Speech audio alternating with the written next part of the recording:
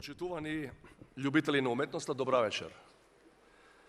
Пред век и половина, големиот Фјодор Михајлович Достоевски напиша убавината ќе го спаси светот. Еден век потоа, анализирајќи оваа мисла низ мачните искуства на Втората светска војна, Холокаустот и мрежата на гулази, дисидентот во едноумието Солженицин праша: кога во нашата историја, гладна за крв, убавината спасила некого од нешто? Убавината секако не облагородила, ни го подкренала духот, но кого некогаш спасила? Минувајќи низ нашиве години на пандемија, ние можеме да се надоврземе на овие прашања.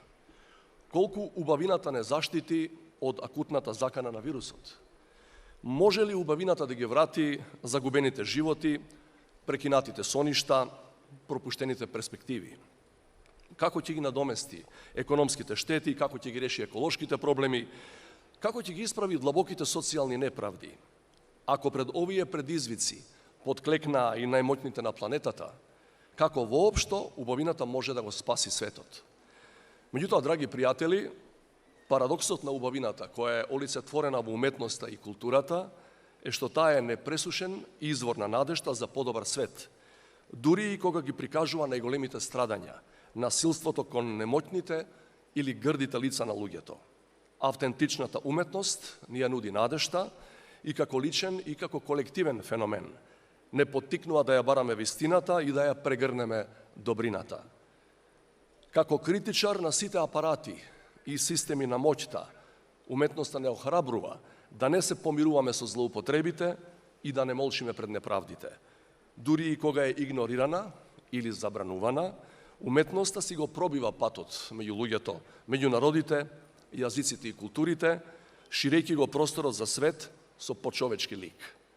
За да не потоне во очај, на светот му е неопходна убавината. Таа заедно со вистината што ослободува и добрината што облагородува, може да ги помири луѓето, може да ја намали нивната болка, да ги поврзе генерациите и да му даде нова надеж на човештвото. А тоа ни е повеќе од потребно во секојдневието исполнето со сиви тонови. Веќе 61 година оваа институција дава простор за врвни креации на илјадници уметници од целиот свет. Токму уметниците се вистинските чувари на убавината и со тоа и сведоци дека надежта за човештвото обстојува.